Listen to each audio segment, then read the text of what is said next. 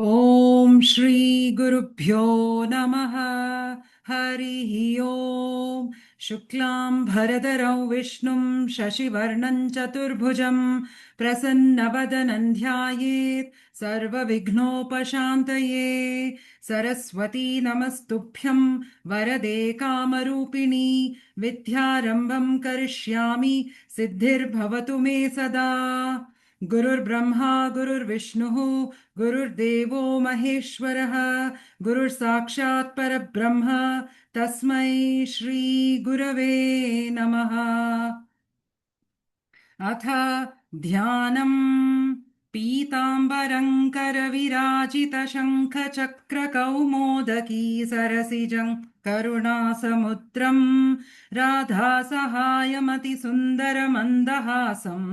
वातालयेशमनिशं हृदि भावयामि। ॐ नमो भगवते वासुदेवाय। ॐ श्रीकृष्णाय परब्रह्मणे नमः। अथ श्रीमन्नारायणीयम् प्रथमं दशकम्। श्रीभगवन्महिमानुवर्णनम्। सान्द्रानन्दावबोधात्मकमनुपमितं कालदेशावधिभ्यां निर्मुक्तं नित्यमुक्तं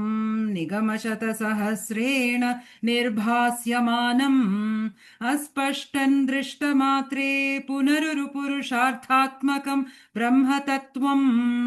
तत्तावद्भाति साक्षात् गुरुपवनपुरे हन्तभाग्यं जनानाम्। एवं दुर्लभ्यवस्तुन्यपि सुलभतया हस्तलब्धे यदन्यत् तन्वा वाचादिया वा भजति बत जन क्षुद्रतैव स्फुटेयम्। एते तावत् वयन्तु स्थिरतरमनसा विश्वपीडापहत्यै निःशेषात्मानमेनं गुरुपवनपुराधीश मेवाश्रयामः। सत्वं यत्तत्पराभ्यामपरिकलनतो निर्मलन्तेन तावत् भूतैर्भूतेन्द्रियैस्ते वपुरिति बहुशः श्रूयते व्यासवाक्यम्। तत्स्वच्छत्वात्यदच्छादितपरसुखचिद्गर्भनिर्भासरूपम् तस्मिन् धन्यारमन्ते श्रुतिमतिमधुरे सुग्रहे विग्रहे ते निष्कम्पे नित्यपूर्णे निरवधि परमानन्दपीयूषरूपे निर्लीनानेकमुक्तावलिसुभगतमे निर्मल ब्रह्म सिन्धौ कल्लोलोल्लासतुल्यं खलु विमलतरं सत्त्वमाहुस्तदात्मा कस्मान्नो निष्कलस्त्वं सकल इति वचस्त्वत्त्वलासे स्वेव भूमन् निर्व्यापारोऽपि निष्कारणमजभजसे यत्क्रियामीक्षणाख्यां तेनैवोदेति लीना प्रकृतिरसति कल्पापि कल्पादिकाले तस्या संशुद्धमंशं कमपि तमतिरोधायकं सत्त्वरूपम् सत्त्वं धृत्वा दधासि स्वमहिमविभवाकुण्ठवैकुण्ठरूपम् तत्ते प्रत्यग्रधाराधरललितकलायावलीकेलिकारम् लावण्यस्यैकसारम् सुकृतिजनदृशां पूर्णपुण्यावतारम् लक्ष्मीनिःशङ्कलीला निलयनममृतस्यन्दसन्दोहमन्तः सिञ्चत् सञ्चिन्तकानां वपुरनुकलये मारुतागारनाथ कष्टाते सृष्टिचेष्टा बहुतर भव खेदवः जीवभाजाम् इत्येवं पूर्वमालोचितमजितमया नैव मद्याभिजाने नो चेज्जीवाः कथं वा मधुरितमिदं त्वत्पुश्चिद्रसार्द्रम् नेत्रैः श्रोत्रैश्च पीत्वा परमरससुधाम्भोधिपूरे रमेरन् नम्राणां सन्निधत्ते सततमपि पुरस्तैरनप्यर्थितानप्यर्थान् कामानजस्रं वितरति परमानन्दसान्द्राङ्गतिम् च इत्थन्निःशेषलभ्यो निरवधिकफल पारिजातो हरे त्वम् क्षुद्रन्तम् चक्रवाटी द्रुममभिलषति व्यर्थमर्तिव्रजोऽयम् कारुण्यात् काममन्यम् ददति खलु परे स्वात्मदस्त्वन् विशेषात् ऐश्वर्यादीशतेऽन्ये जगति परजने स्वात्मनोऽपीश्वरस्त्वम् त्वय्युच्चैरारमन्ति प्रतिपदमधुरे चेतना स्फीतभाग्याः त्वञ्चात्मा राम एवेत्यतुलगुणागणाधार शौरे नमस्ते ऐश्वर्यम् शङ्करादीश्वर विनियमनम् विश्वतेजोहराणाम् तेजसंहारि वीर्यम् विमलमपि यशो निःस्पृहैश्चोपगीतम् अङ्गासङ्गा सदा श्रीरखिलविदसि न क्वापि ते सङ्गवार्ता तद्वातागारवासिन्मुरहर भगवच्छप्तमुख्याश्रयोऽसि इति श्रीमन्नारायणीये श्रीभगवन्महिमानुवर्णनम् नाम प्रथमम् दशकम् समाप्तम् नारायणाखिलगुरो भगवन्नमस्ते नारायणाखिलगुरो भगवन्नमस्ते ॐ नमो भगवते वासुदेवाय ॐ श्रीकृष्णाय परब्रह्मणे नमः अथ श्रीमन्नारायणीयम् द्वितीयम् दशकम् श्रीभगवद्रूपवर्णनम् सूर्यस्पर्धि किरीटमूर्ध्वतिलकप्रोद्भासि फालान्तरम् कारुण्याकुलनेत्रमार्द्रहसितोल्लासम् सुनासापुटम् गण्डोद्यन्मकराभकुण्डलयुगम् कण्ठोज्ज्वलत्कौस्तुभम् त्वद्रूपौ वनमाल्यहारपटलः श्रीवत्सदीप्रम् भजे केयूराङ्गदकङ्कणोत्तममहारत्नाङ्गुलीयङ्कितः श्रीमत् बाहुचतुष्कसङ्गतगदा शङ्कारि पङ्केरुहाम् काञ्चित् काञ्चन काञ्चिलाञ्चितलसत्पीताम्बरालम्बिनी आलम्बे विमलाम्बुजत्युतिपदाम् मूर्तिम् तवार्तिच्छिदम् यत्रैलोक्यमहीयसोऽपि महितम् सम्मोहनम् मोहनात् कान्तम् कान्तिनिधानतोऽपि मधुरम् माधुर्यदुर्यादपि सौन्दर्योत्तरतोऽपि सुन्दरतरम् त्वद्रूपमाश्चर्यतोऽप्याश्चर्यम् भुवनेन कस्य कुतुकम् पुष्णाति विष्णो विभो तत्तादृङ्मधुरात्मकम् तव वपुः सम्प्राप्य सम्पन्मयी सा देवी परमोत्सुका चिरतरन्नास्ते स्वभक्तेष्वपि तेनास्यापत कष्टमच्युत विभो त्वद्रूपमानोज्ञकप्रेमस्थैर्यमयाद चापलबला चापल्यवार्तोदभूत् लक्ष्मीस्तावकरामणीयकहृदैवेयम् परेष्वस्तिरेत्यस्मिन्नन्यदपि प्रमाणमधुना वक्ष्यामि लक्ष्मीपते ये त्वध्यानगुणानकीर्तनरसासक्ता हि भक्ता जनाः तेष्वेषा वसति स्थिरैव दयितप्रस्तावदत्तादरा एवम् भूतमनोज्ञतान वसुधा निष्यन्दसन्दोहनम् त्वद्रूपम् परचित्रसायनमयम् चेतोहरम् शृण्वताम् सद्यः प्रेरयते मतिम् मथयते रोमाञ्चयत्यङ्गकम् व्यासिञ्चत्यपि बाष्पविसरैरानन्दमूर्च्छोद्भवैः एवम् भूततया हि भक्त्यभिहितो योगः स योगत्वयात् कर्मज्ञानमयात् भृगोत्तमतरो योगीश्वरैर्गीयते सौन्दर्यैकरसात्मके त्वयि खलु प्रेम प्रकर्षात्मिका भक्तिर्निश्रममेव विश्वपुरुषैर्लभ्या रमावल्लभ निष्कामन्यतस्वधर्मचरणम् यत्कर्मयोगाभिदम् तद्दूरेत्यफलै यदौपनिषदज्ञानोपलभ्यम् पुनः तत्तव्यक्ततया सुदुर्गमतरम् चित्तस्य तस्मात् विभो तत्प्रेमात्मक त्वत्प्रेमात्मकभक्तिरेव सततम् स्वादीयसी श्रेयसी अत्यायासकराणि कर्मपटलान्याचर्य निर्यन्मलाः बोधे भक्तिपथे तवाप्युचिताम् आयान्ति किन्तावता क्लिष्ट्वा तर्कपते परन्तव वपुर्ब्रह्माख्यमन्ये पुनः चित्तार्द्रत्वमृते विचिन्त्य बहुभिः सिद्ध्यन्ति जन्मान्तरैः त्वद्भक्तिस्तु रसामृतझरी निर्मज्जनेन स्वयं सिद्ध्यन्ति विमलप्रबोधपदवीम् अक्लेशतस्त्वन्वती सत्यसिद्धिकरी जयत्यै विभो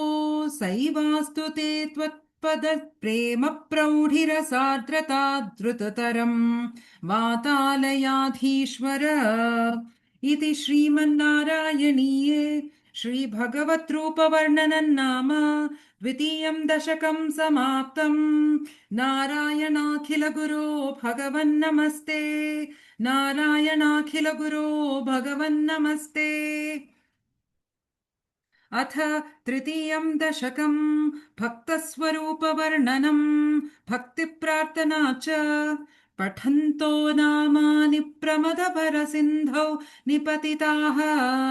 स्मरन्तो रूपन्ते वरद कथयन्तो गुणकथाः चरन्तो ये भक्तास्त्वयि खलु रमन्ते परममून् अहं धन्यान् मन्ये समधिगत सर्वाभिलषितान् ददक्लिष्टं कष्टं तव चरणसेवा भरेऽप्यासक्तं चित्तं भवति बत विष्णो कुरु दयाम् भवत्पादाम्भोजस्मरणरसिको नाम निवहान् अहं गायं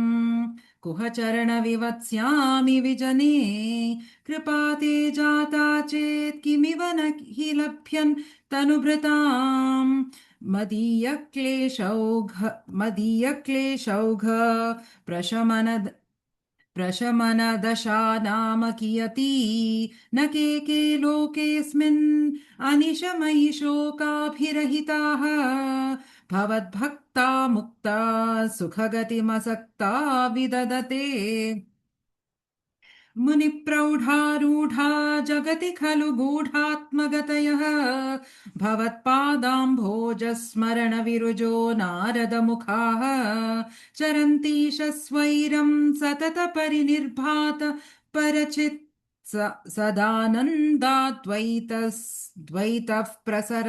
परिमग्ना किमपरम्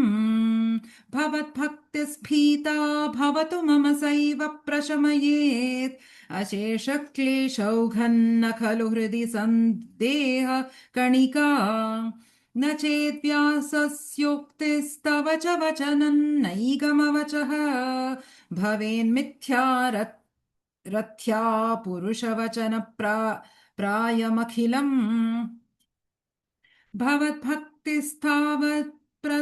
प्रमुखमधुरा त्वत्गुणरसात् किमप्यारूढा चेदखिलपरितापप्रशमनी पुनश्चान्ते स्वान्ते विमलपरिबोधोदयमिलन् महानन्दाद्वैतं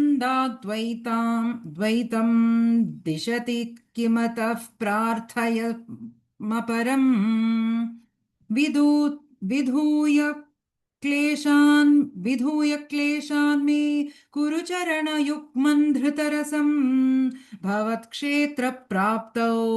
करमपि च ते पूजनविधौ भवन्मूर्त्यालोके नयनमथ ते पादतुलसी परिघ्राणे घ्राणम् श्रवणमपि चारुचरिते प्रभूथा दिव्याधिप्रसभचलिते मामकहृदि त्वदीयम् तद्रूपम्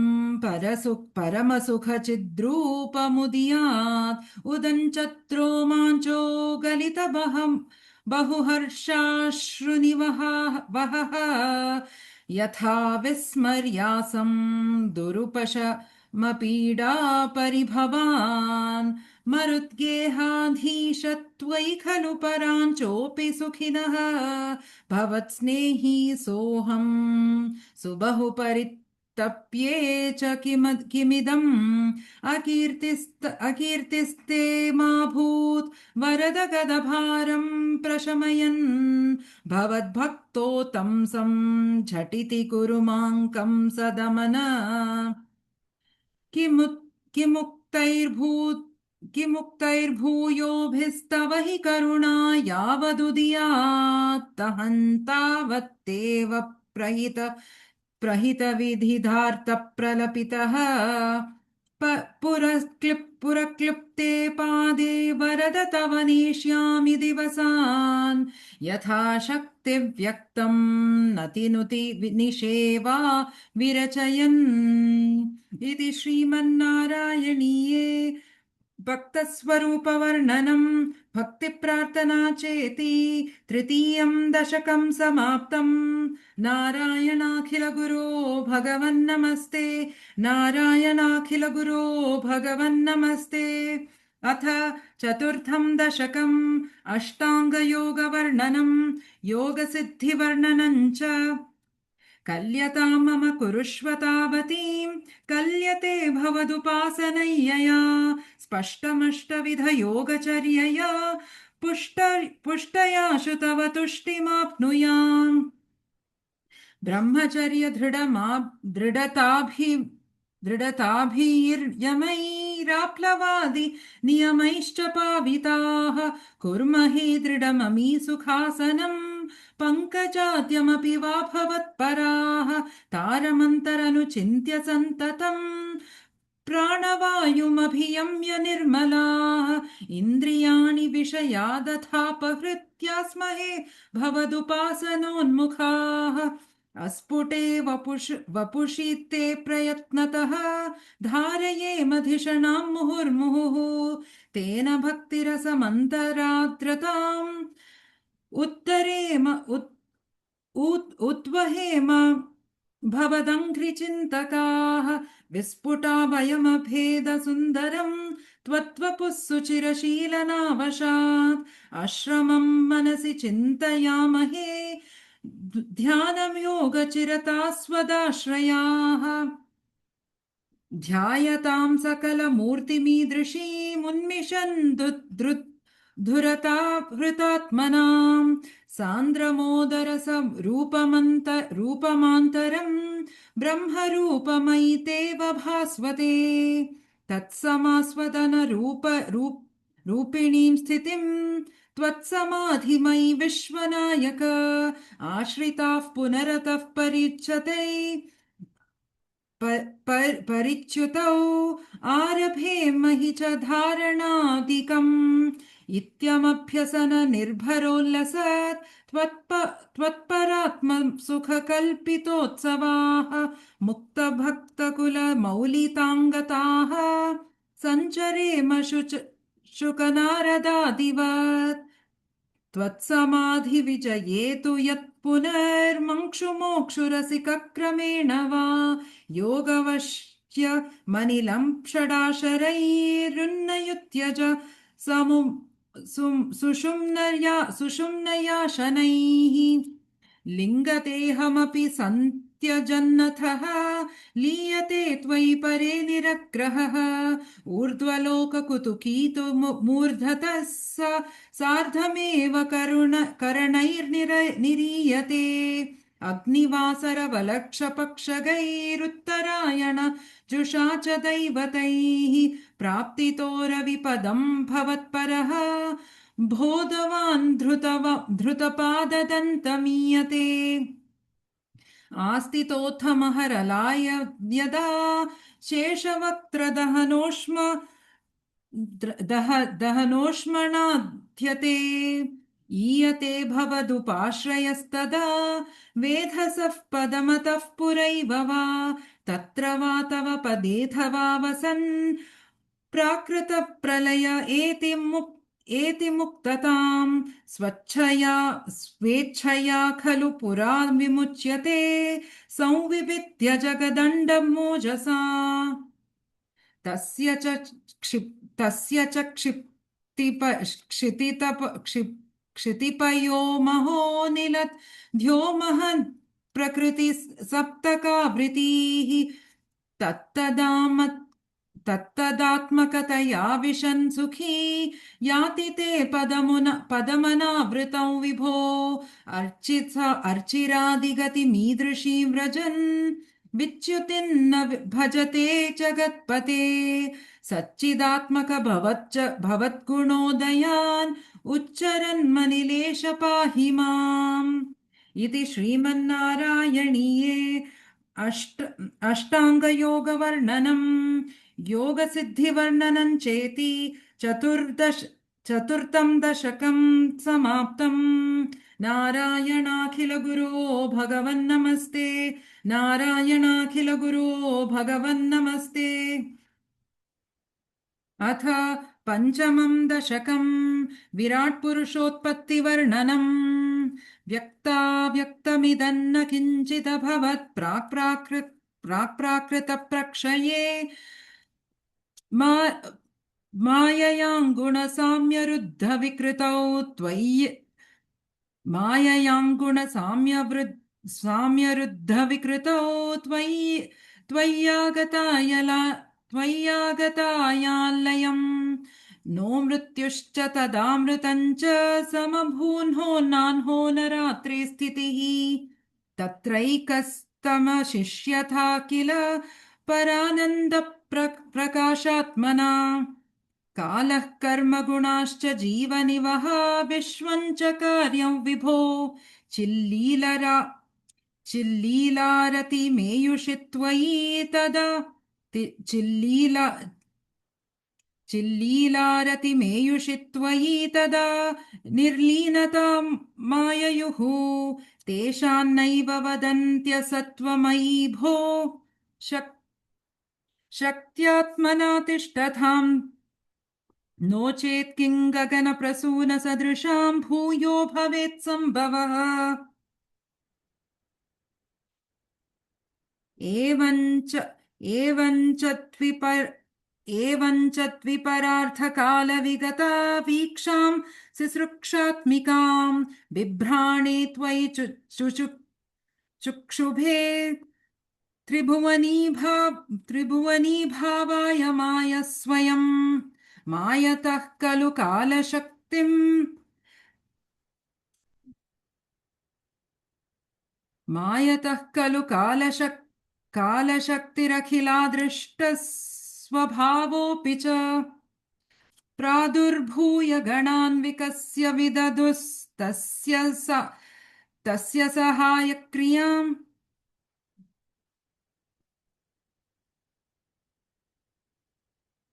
माया सन्निहितो प्रविष्ट वपुषा साक्षीति गीतो भवान् भेदैस्तां प्रतिबिम्बतो विविशवान् जीवोऽपि नैवापरः कालादिप्रतिबोधिताथ भवता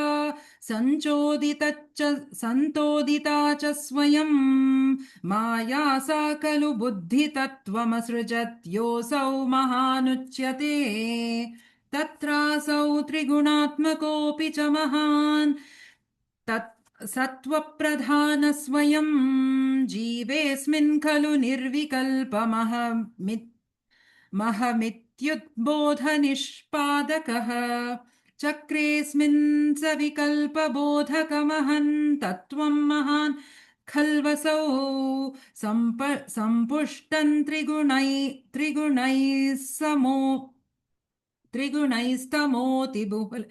बहुलं विष्णो भवत्प्रेरणात् सोऽहं च त्रिगुणक्रमात् त्रिविधतां मासाध्य वैकारिकः भूयस्तैजसतामसा विति भवन् नाध्येन सत्त्वान् सत्त्वात्मना देवानिन्द्रियमानिनो दिशा वार्तार्कपार्षन् विशन् वह्नीन्द्राच्युतमित्रकान् विधुविधि श्रीरुद्रशारीरिकान् भूमन्मानसबुद्ध्यहङ्कृतिमिलच्छित्ताख्यवृत्त्यन्वितम् तच्चान्तम् तच्चान्तःकरणौ विभो तव बलात् सत्त्वांश एवासृजत् जातस्तैजसतो दिशेन्द्रियगणस्तत्तामसांशात् पुनः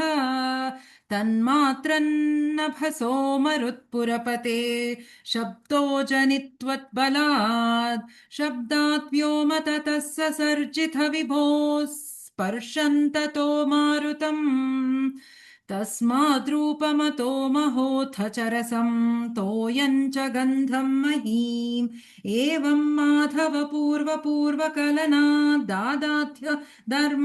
धर्मान्वितम् भूतग्राममिमम् त्वमेव भगवन् प्राकाशयस्तामसात् एते भूतगणास्थेन्द्रियगणा देवाश्च जातः पृथक् नोषे कुर्भुवनाण्डनिर्मितविधौ देवैरमीभिस्तदा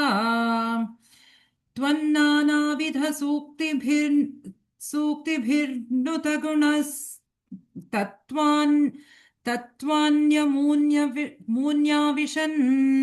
चेष्टा शक्तिमुदीर्यतानिद्घटयन् हैरण्यमण्डव्यथाः अण्डम् तत्खलु पूर्वसृष्टसलिले तिष्ठत्सहस्रम् समाह निर्भिन्दन्न कृताश्च चतुर्दश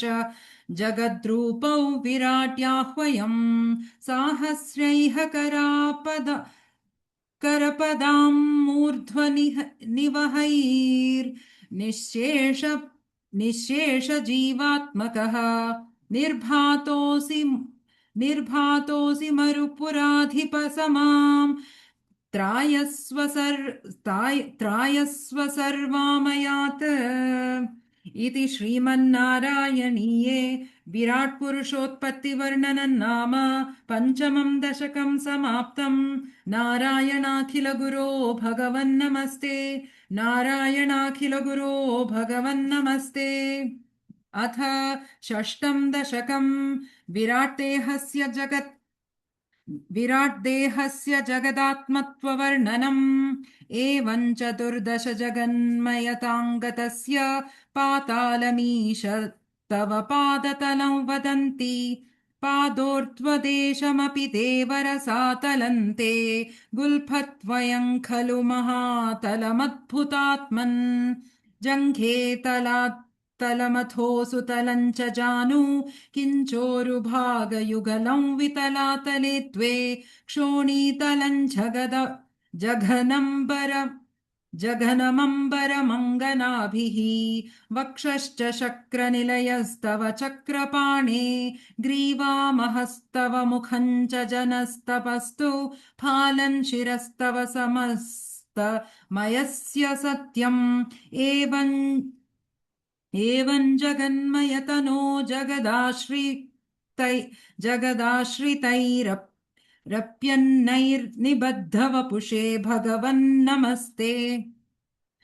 त्वत्ब्रह्मरन्ध्र पदमीश्वर विश्वकन्द छन्दांसि केशवघनास्तव केशपाशाः उल्लासि चिल्लियुगलन् द्रुहिणस्य गेहम् पक्ष्माणि रात्रिदिवसौ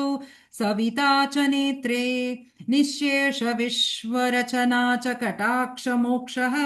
कर्णौ दिशोऽश्वियुगलन्तव नासिके त्वे लोभत्रपे च भगवन्नधरोत्तरोष्ठौ तारागणाश्च दशनाश्च दशनाशमनश्च दंष्ट्रा मायाविलास हसितं श्वसितं समीरः जिह्वा जलौ वचनमीश शकुन्तपङ्क्तिम् सिद्धादयः स्वरगणामुखन् सिद्धादयः स्वरगणा मुखरन्ध्रमग्निः देवाभुजास्तनयुगन् तव धर्मदेवः पृष्ठन् त्वधर्म इह देवमनः सुधांशुः अव्यक्तमेव हृदयाम्बुजमम्बुजाक्ष कुक्षिः समुद्रनिवहावसनन्तु सन्ध्ये शेफः प्रजापतिरसौ वृषणौ च मित्रे श्रोणी श्रोणीस्थलम् मृगगणाः पदयोर्नखास्ते हस् हस्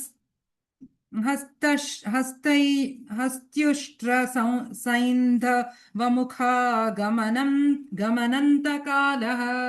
विप्रादिवर्णभवनौ वनाब्ज बाहुचारूरुयुग्म चरणं करणाम्बुदे ते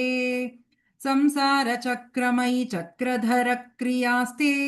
वीर्यं महासुरगणोऽस्ति कुलानि शैलाः नाट्यस् नाट्यस्तिर नाट्यसरित्समुदयस्तव शश्चरोमज्जीयादिदौ वपुरनिर्विचनीयमीश ईदृङ् जगन्मय वपुस्तव कर्म भाजाम् कर्मावसानसमये स्मरणीयमाहुः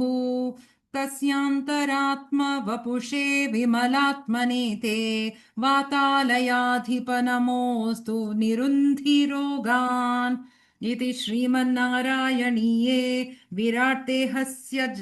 जगदात्मत्ववर्णनं नाम षष्ठं दशकं समाप्तम् नारायणाखिलगुरो भगवन्नमस्ते नारायणाखिलगुरो भगवन्नमस्ते अथ सप्तमं दशकम् हिरण्यगर्भोत्पत्तिवर्णनम् वैकुण्ठदर्शनम् च एवं देव चतुर्दशात्मक जगद्रूपेण जातः पुनः तस्योर्ध्वं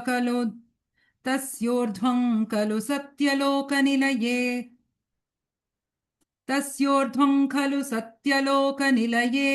जातोऽसि धाता स्वयं यं शंसन्ति हिरण्यगर्भमखिलत्रैलोक्यजीवात्मकम् यो भूत्स्फीतरजो विकार विकसन्नना सिसृक्षारसः सोऽयं विश्वविसर्गदत्तहृदयः सम्पर्शयामानस स्वयं बोधं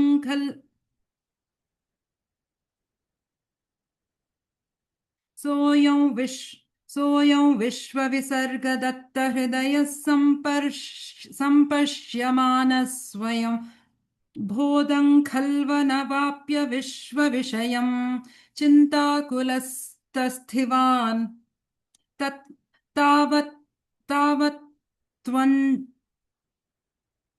तावत्त्वं जगतां पते तपतपेत्यौ हि वैहायसीं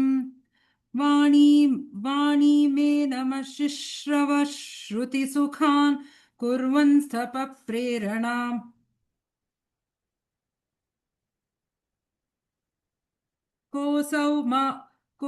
कोऽसौ मामवदत्पुमानिति जला पूर्णे जगन्मण्डले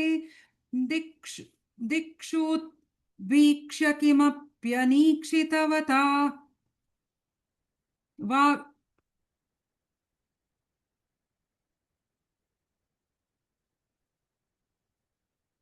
दिव्यं वर्षसहस्रमात्र तपसा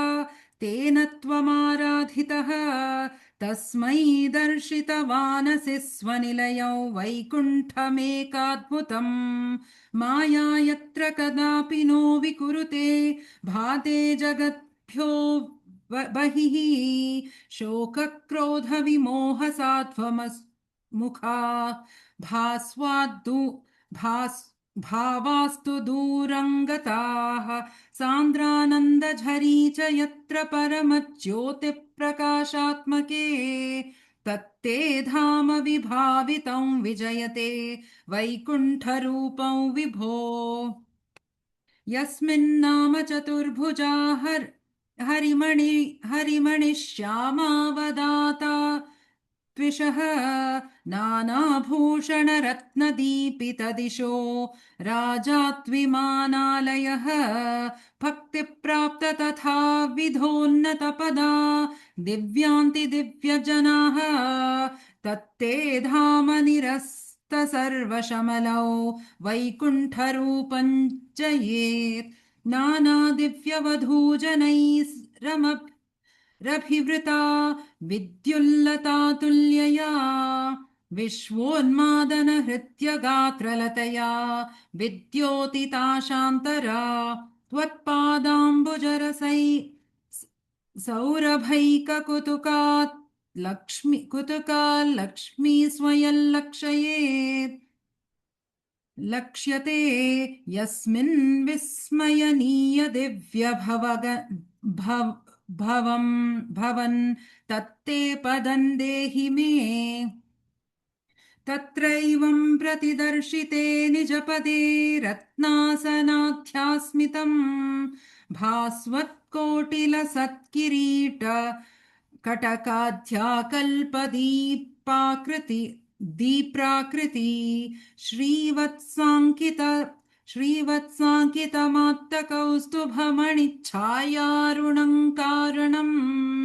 विश्वेशान्तव रूपमैक्ष्यत विधिस्तत्ते विभो भातु मे कालम्भोदकलाय कोमलरुचि चक्रेण चक्रं दिशाम् आवृण्वानमुदारमन्दहसि तस्यन्दप्रसन्नाननम् राजत्कम्बुगदारि पङ्कजधर श्रीमद्भुजामण्डलम् स्रष्टुस्तुष्टिकरौ वपुस्तव विभो मद्रोगमुद्वासयेत् दृष्ट्वा सम्भृत्त सम्भ्रमकमलभूस्त्वत्पादपाथोरुहे हर्षावेशवशं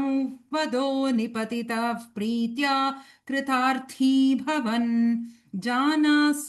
जानास्येव मनीषितं मम विभो ज्ञानं तदा पादय द्वैताद्वैतभवत्स्वरूपपर मिथ्याचष्टतन्त्वां भजे आताम्रे चरणे विनम्रमथतम् हस्तेन हस्ते स्पृशन् बोधत्स्ते भविता न सर्गविधिभिर्बन्धोऽपि सञ्जायते इत्याभाष्य गिरं प्रतोष्य नितरान् तच्चित्तगूढस्वयं सृष्टौ तं समुदैरयः स भगवन् उल्लासयोल्लाघताम् इति श्रीमन्नारायणीये हिरण्यगर्भोत्पत्तिवर्णनं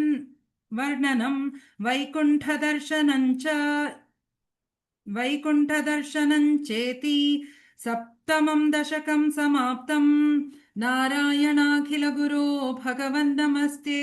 नारायणाखिलगुरो भगवन्नमस्ते अथ अष्टमं दशकं प्रलयवर्णनं जगत्सृष्टिप्रकारवर्णनं च एवं तावत् प्राकृतप्रक्षयान्ते ब्राह्मे कल्पे ह्यादिमे लब्धजन्मा ब्रह्मा भूयस्त्वत्त एवाप्यवेदान् सृष्टिं चक्रे पूर्वकल्पोपमानां सोऽयं चतुर्युगसहस्रमितान्यहानि तावन्मिताश्च रजनीर्बहु बहुशो निनाय चित्रात् निद्रात्यसौ त्वयि निलीय समं स्वसृष्टैः नैमित्तिकप्रलयमाहुरतोऽस्य रात्रिम् अस्मादृशां पुनरहर्मुखकृत्य तुल्यां सृष्टिन् करोत्यनुदिनं स भवत्प्रसादात् प्राग्ब्राह्मकल्पजनुषां च परायुषान्तु प्रबोधनसमास्ति तदापि सृष्टिः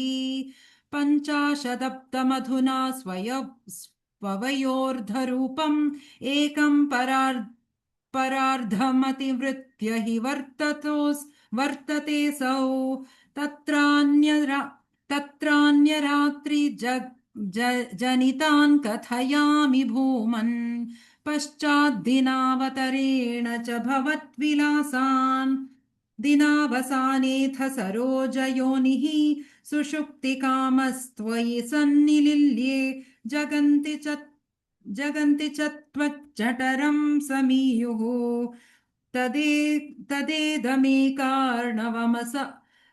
वमास विश्वम् तवैव वेशे फणिराजिशेषे चलैकशेषे भुवने स्म शेषे आनन्दसान्द्रानुभवस्वरूपः स्वयोगनिद्रा परिमुद्रितात्मा कालाख्यशक्तिं प्रलयावसाने प्रबोधयेत्यादिशता किलादौ त्वया प्रसुप्तं परिसुप्तशक्तिव्रजेन तत्राखिल जीवधाम्ना चतुर्युगाणां च सहस्रमेवं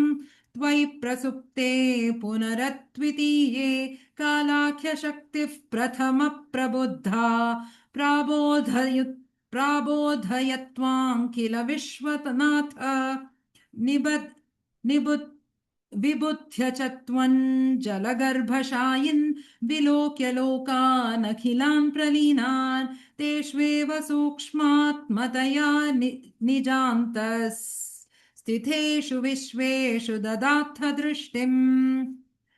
ततस्त्वदीयादयिनाभिरन्ध्रात् उदञ्चितं किञ्चन दिव्यपद्मं निलीननिःशेषपदार्थमाला संक्षेपरूपं मुकुलायमानं तदेतदम्भोरुः तदेतदम्भोरुः तदेतदम्बोरुह कुड्मलन्ते कलेबरात्तोयपथे प्ररूढम् बर्हिर्निरीतं परितस्फुरद्भिः स्वधामभिर्ध्वान्तमलं मलन्यकृन्तत् सम्पुल्लपत्रे नितरां विचित्रे तस्मिन् भवद्वीर्यधृते सरोजे सपद्मजन्मा विधिराविरासीत् स्वयं प्रबुद्धाखिल वेदराशिः अस्मिन् परात्मन्ननुपात्मकल्पे त्वमित्थमुत्यापितपद्मयोनिः अनन्तभूमा मम रोगराशिम् निरुन्धि वातालयवास विष्णो इति श्रीमन्नारायणीये प्रलयवर्णनम् जगत्सृष्टिप्रकारवर्णनं चेति अष्टमं दशकं समाप्तम् नारायणाखिल गुरो भगवन्नमस्ते नारायणाखिल गुरो भगवन्नमस्ते अथ नवमं दशकं जगत्सृष्टिवर्णनम् स्थितः स कमलोद्भवस्तव हि नाभिपङ्केरुहे कुतः स्विदिदमम्बुधावुदितमित्यनालोकयन् तदीक्षणकुतूहलात् प्रतिदिशौ विवृत्ताननः चतुर्वदनतामगात् विकसदष्टदृष्ट्यम्बुजाम् महार्णवविघूर्णितम् महार्णवविघूर्णितं कमलमेव तत्केवलं विलोक्य तदुपाश्रयन् तव तनुन्तु नालोकयन् क कमलोदरे मह क एष कमलोदरे महति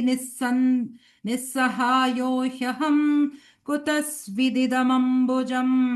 समजनीति चिन्तामगात् अमुष्य हि सरोरुह किमपि कारणं सम्भवेत् इति स्म कृतनिश्चयः स खलु नालरन्ध्रात्वना स्वयोगबलिविद्यया समवरूढवान् प्रौढधीः त्वदीयमतिमोहनं न तु कलेबरं दृष्टवान् ततः सकलनालिका विवरमार्गगो मार्गयन् प्रयस्य शतवत्सरं किमपि नैव सन्दृष्टवान् निवृत्य कमलोदरे सुखनिषण्ण एकाग्रधीः समधिबलद्मादधे भवदनुग्रहैकाग्रही शतेन परिवत्सरैर्दृढसमाधिबन्धोल्लसत् प्रबोध विशदीकृतः स खलु पद्मिनी सम्भवः अदृष्टचरमद्भुतम् तव हि रूपमन्तर्दृशात् व्यचष्ट भुजगभोग भागाश्रयम्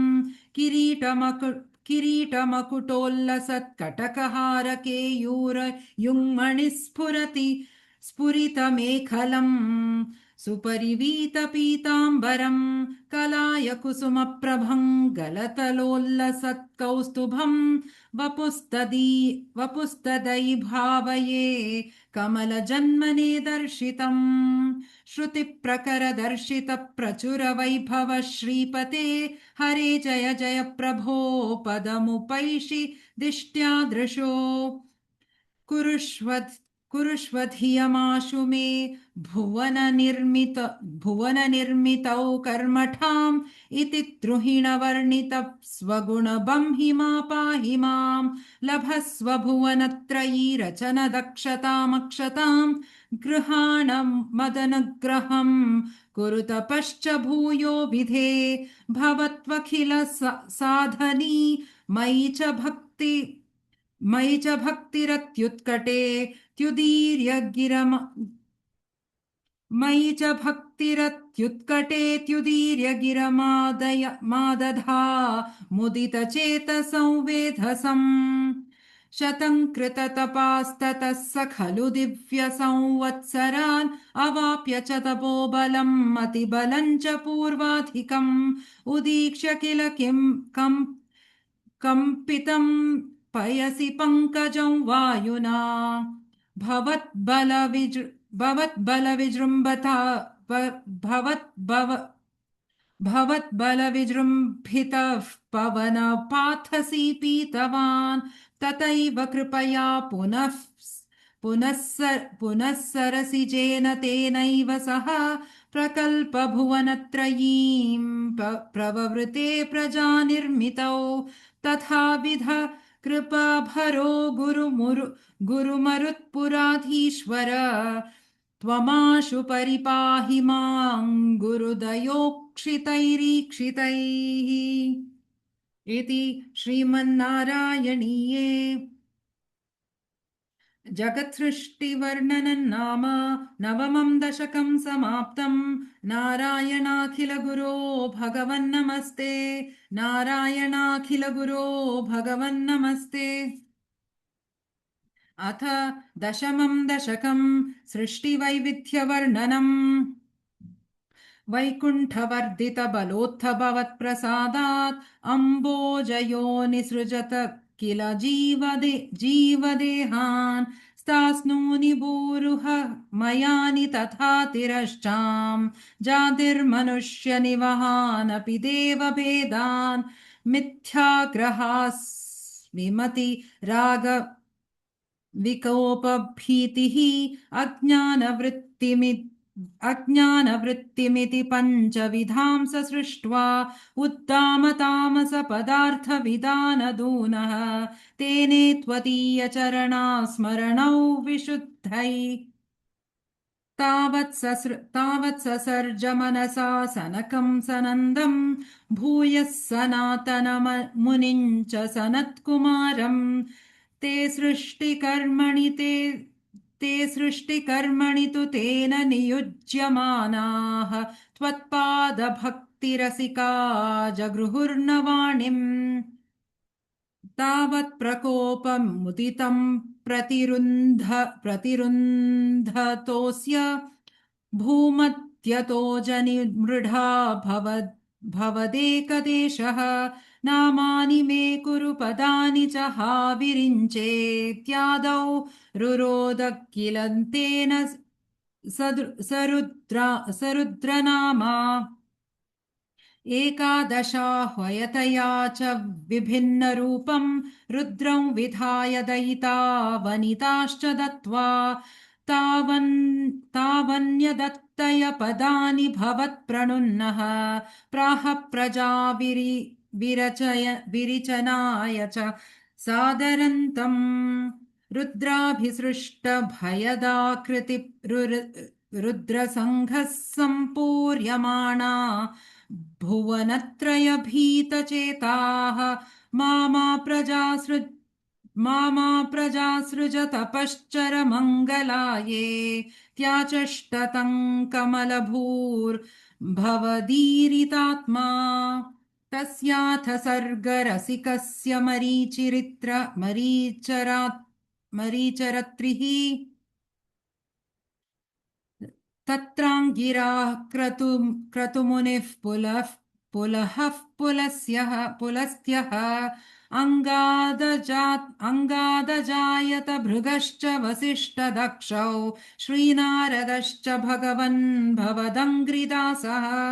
धर्मादिकानभिसृजन्नथ कर्दमञ्च वाणिविधाय विधिरङ्गजसङ्कुलोऽभूत् त्वद्बोधितैः सनकदक्षम् मुखैस्तनूजैः उद्बोधितश्च विरराम तमो विमुञ्चन् वेदान् पुराणनिवहानपि सर्वविद्याः कुर्वन्निजाननगणात् चतुराननोऽसौ पुत्रेषु तेषु विनिधाय स सर्गवृद्धिम् अप्राप्नुवंस्तव पदाम्बुजमाश्रितोऽभूत् जानन्नुपायमथ देहमजो विभज्य स्त्रीपुंसभवाम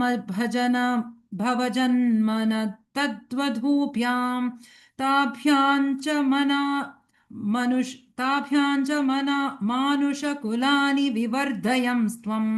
गोविन्द मारुतपुरेश निरुन्धिरोगान् इति श्रीमन्नारायणीये सृष्टिवैविध्यवर्णनं नाम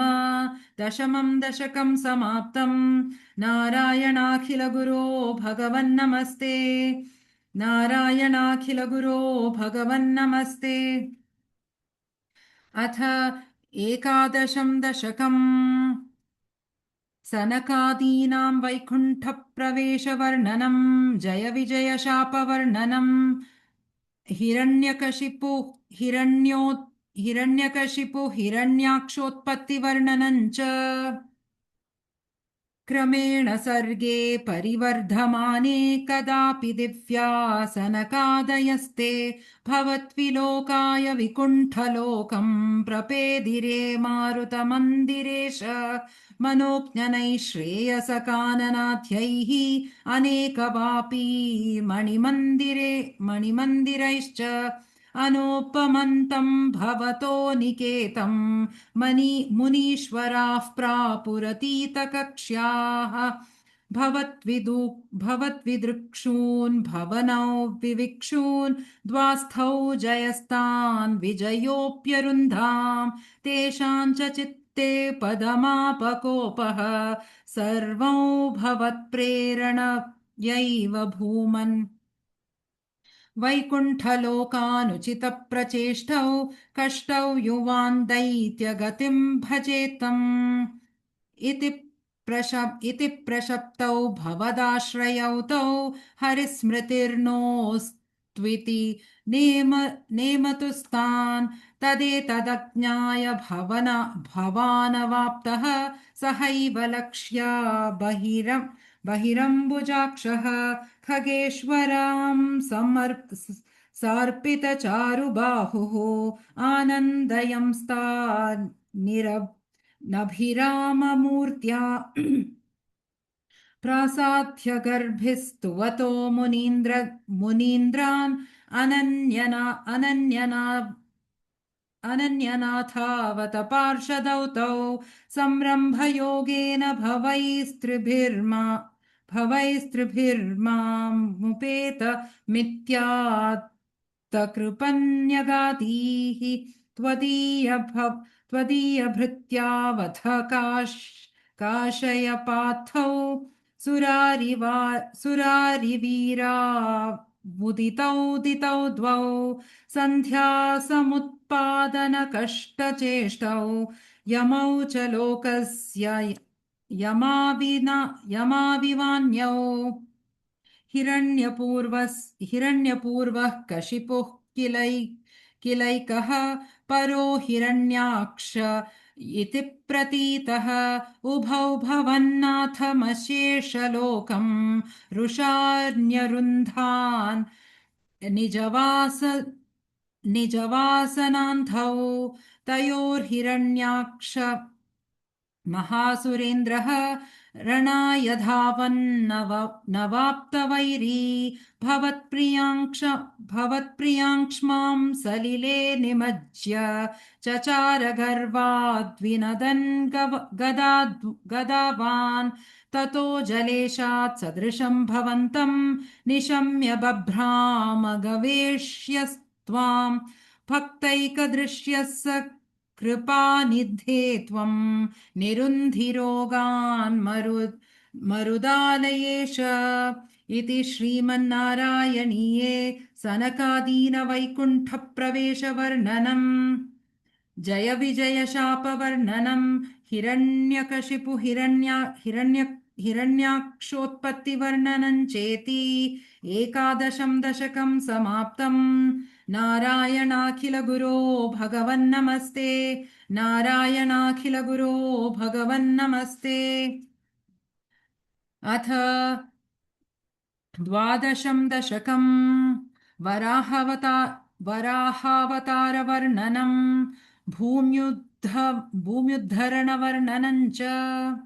स्वायम्भुवो मनुरथो जनसर्गशीलः दृष्ट्वा महीम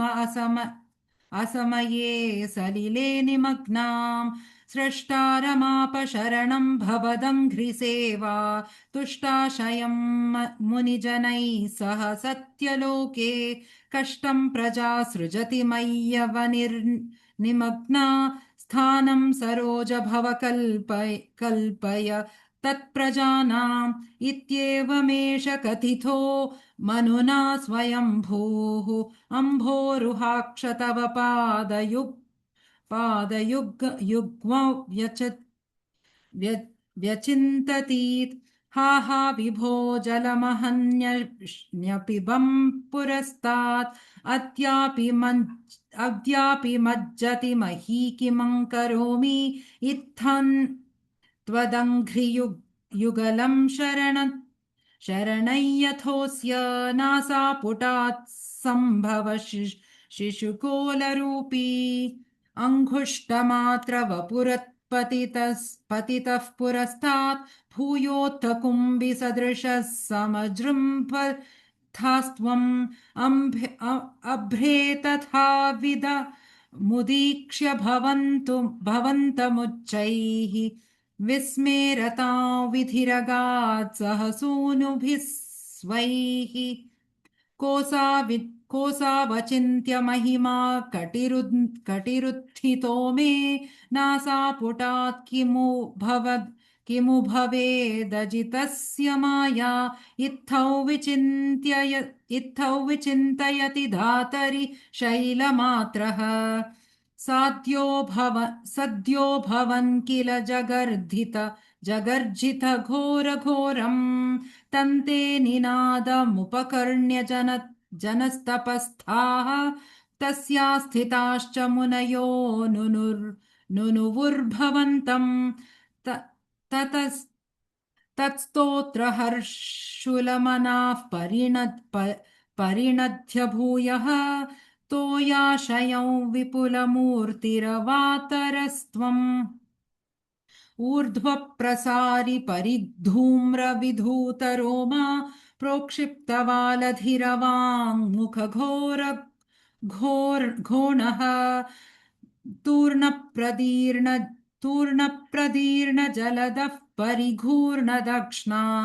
स्तोतॄन्मुनीन् शिशिरयन्नवते स्थितत्वम् अन्तर्जलन्तदनु सङ्कुलनक्रचक्रम् कलुषोर्मिमालम् आविश्य भीषणव्रवेण रसातलस्थान् आकम्पयन् वसुमती मगवेशयस्त्वम् दृष्ट्वाथ दैत्यहतकेन रसातलन्ते संवेशितान् झटिति कूटकिटिर्विभो त्वम् आपातुकान् विगणय्य सुरारिखेटान् दंष्ट्राकुरेण वसुधा मदधा सलीलम् अम्भुत्थरन्नथ दरान् दशनाग्रलग्नम् मुस्ताङ्कुराङ्कित इवाधिकपीवरात्मा ऊर्धत्तघोर सलिलाज्जलधे रुदञ्चन् क्रीडावराहवपुरीश्वर पाहि रोगात् इति श्रीमन्नारायणीये वराहवतारवर्णनम् भूम्युद्धवर्णनम् चेति द्वादशं दशकं समाप्तम् नारायणाखिलगुरो भगवन्नमस्ते नारायणाखिलगुरो भगवन्नमस्ते अथ त्रयोदशं दशकम् हिरण्याक्षवधवर्णनम् हिरण्याक्षं तावत् परम् चरन्तं सावर्ते पयसि निजजङ्घा परिमिते भवद्भक्तो गत्वा कपटपटुधीर्नारदमुनिः शनैरुचे नन्दन् दनुजमपि निन्दं स्तव बलम् समायावि विष्णुर्हरति भवदीया वसुमती प्रभो कष्टं किमिदमिति तेनाभिगदितः नदन् क्वासाविति समुनिना दर्शितपतः भवन्तं सम्प्राप धरणिधर मुद्यन्तमुदकात् अहो आरण्योऽयं मृग इति हसन्तं बहुतरैः दुरुक्तैर्विध्यन्तं दितिसुतमवज्ञाय भगवन् महीन् दृष्ट्वा दंष्ट्रा शिरसि चकितां स्वेन महसा पयोधावाधाय प्रसभमुदयुङ्क्त्या मृधविधौ गदापाणौ दैत्ये त्वमपि हि गृहीतोन्नतगदः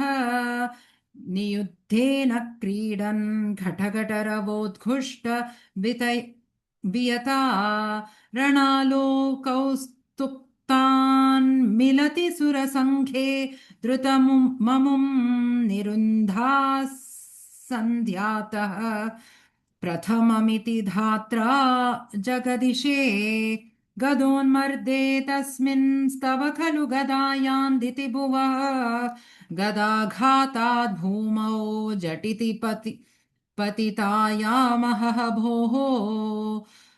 मृदुस्मेरास्यस्त्वन्दनुजकुलनिर्मूलनचणम् महाचक्रं स्मृत्वा करभुवि दधानोरुचिषे ततः शूलङ्कालप्रतिमऋषि दैत्ये विसृजति त्वयि छिन्दन्त्येन करकिलति चक्रप्रहरणात् समारुष्टो मुष्ट्या च खलु वितु दंस्त्वां समतनोत्कलन्माये मायास्त्वयि किल जगन्मोहनकरीः भवचक्रज्योतिष्कलवण निपातेन विधुते ततो मायाचक्रे विततघन रोषान्धमनसम्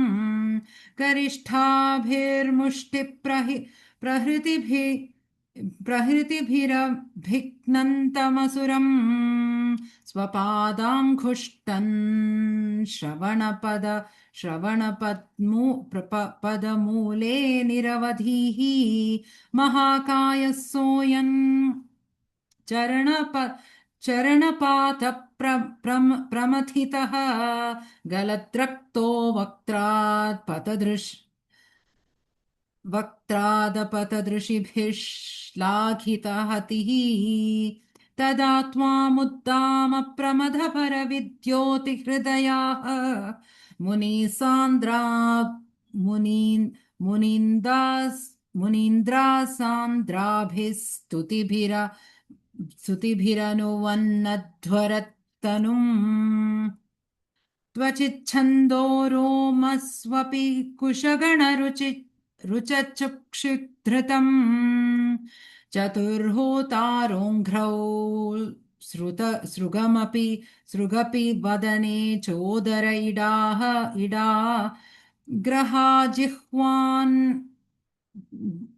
ग्रहाजिह्वायान्तु ते परपुरुषकर्णे च चमसाः विभो सोमो वीर्यं देशेऽप्युपसदः मुनीन्द्रैरित्यादिस्तवनमुखरैर्मोदितमनाः महीयस्या मूर्त्या विमलतरकीर्त्या च विलसन् स्वधिष्ण्यं सम्प्राप्त सुखर सविहारी मधुरिपो निरुन्ध्यारोगं मे सकलमपि वातालयपते इति श्रीमन्नारायणीये हिरण्याक्षवधवर्णनं नाम त्रयोदशं दशकं समाप्तम् नारायणाखिलगुरो भगवन्नमस्ते नारायणाखिलगुरो भगवन्नमस्ते अथ चतुर्दशं दशकं कपिलोपाख्यानम् समनुस्मृततावकाङ्घ्रियुग्मः समनुः पङ्कजसम्भवाङ्गजन्म निजमन्तराय हीनं चरितन्ते कथयन् सुखन्निनाय समये खलु तत्र कर्दमाख्यः द्रुहिणच्छाय भवस्तदीयवाचा धृतसर्गरसो निसर्गरम्यं भगवंस्त्वामयुतं समासिषेवे गरुडोपरि कालमेघकम्रं विलसत्केलि सरोजपाणिपद्मं हसितोल्लसिताननौ विभो त्वं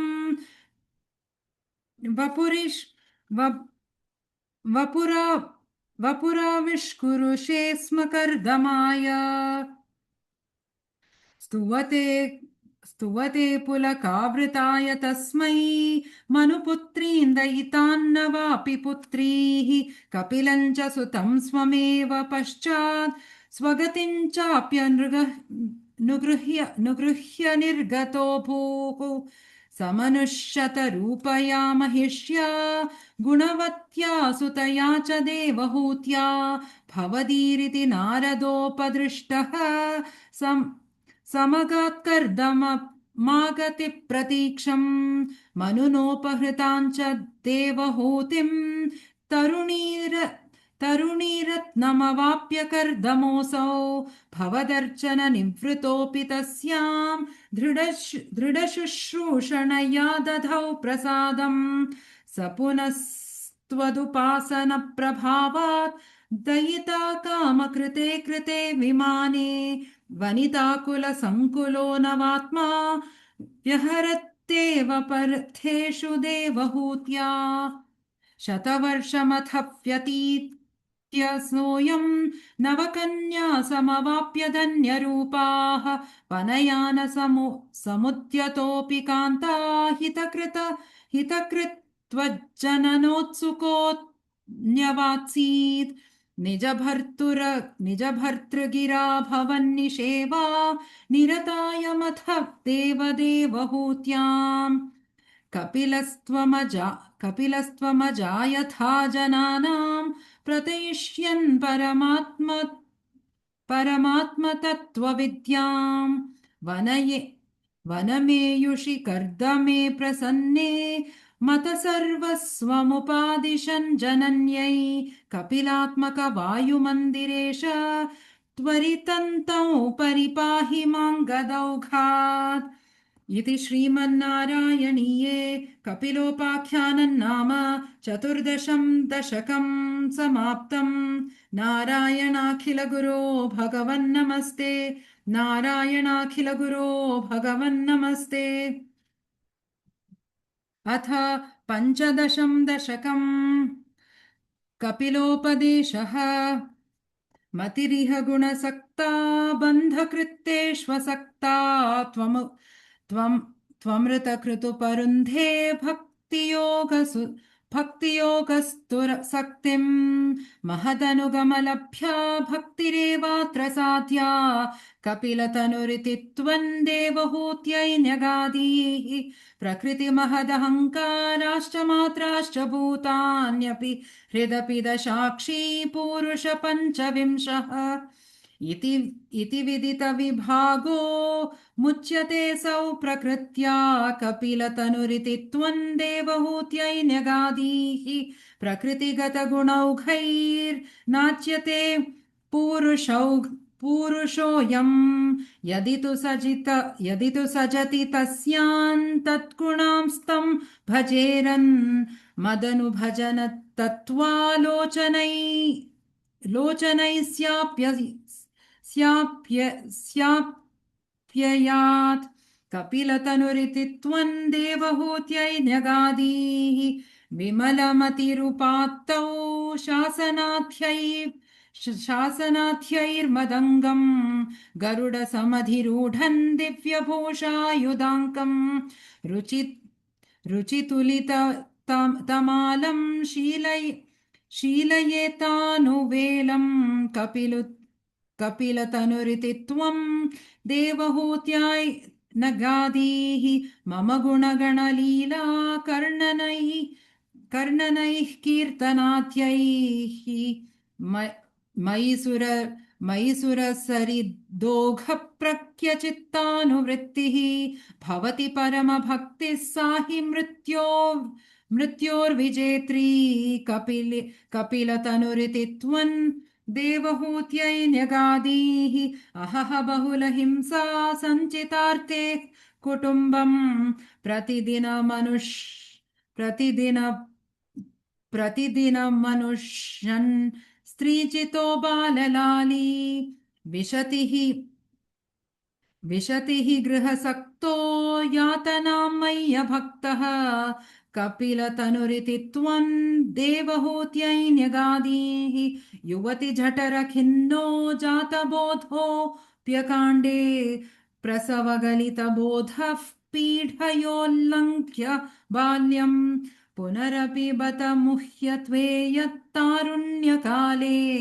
कपिलतनुरिति त्वन् देवहूत्यै न्यगादीः पितृसुरगणयाजी धार्मिको यो गृहस्थः स च निपतति काले दक्षिणात्वोपगामी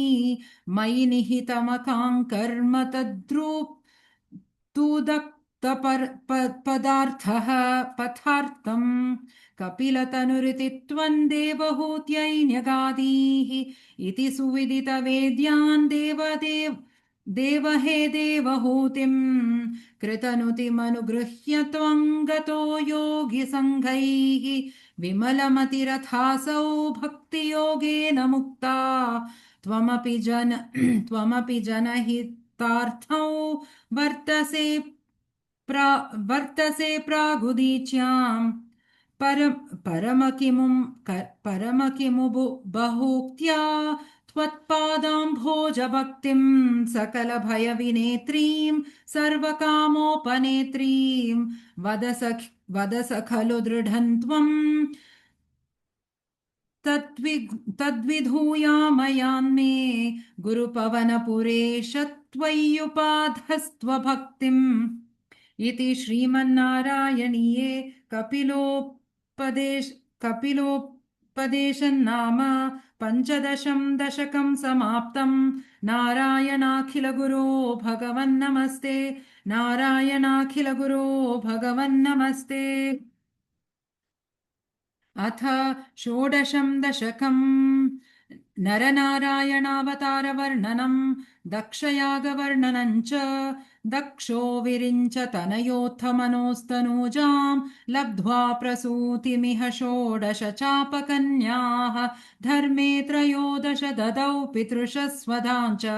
स्वाहाम् हविर्भुजि सतीम् गिरिशे त्वदंशे मूर्तिर्हि धर्मगृहिणी सुषुवे भवन्तम् नारायणन् नरसखम् महितानुभावम् यज्जन्मनि प्रमुदिताः क्रतुतूर्यघोषा पुष्पोत्करान् प्रववृषुन्न नुनुर्वुसुरौघाः दैत्यम् सहस्रकवचम् कवचैः परीतम् साहस्रवत्सरतपः समराभिलप्यैः पर्यायनिर्मिततपः समरौ भवन्तौ शिष्टैककङ्कटममुन्यहताम् सलीलम् अन्वाचरन्नुपदिशन्नपि मोक्षधर्मम् त्वम् भ्रातृमान् भदरिकाश्रममध्यवात्सीः शक्रोऽथ ते शमतपोबल निस्सहात्मा दिव्याङ्गना परिवृतम् प्रजिघायमारम् कामो वसन्तमलयानिलबन्धुशाली कान्ताकटाक्षविशिखैर्विकसद्विलासौ विलासैः वित्यन्मुहुर्मुहुरकम्पमुदीक्ष्य च त्वाम् भीतस्त्वयाथ जगदे मृदुहासभाजा भीत्यालमङ्गज वसन्तसुराङ्गनावः मन्मानसत्वयि जुषध्वमतिमितिप्रुवाणः त्वं विस्मयेन परितस्तुवता मथैषाम् प्रादर्शयस्वपरिचारककातराक्षीः सम्मोहनाय मिलिता मदनादयस्ते त्वत्दासिका परिमलैः किल मोहमापुः दत्तान् त्वया च जगृहुः सृपयैव सर्वासि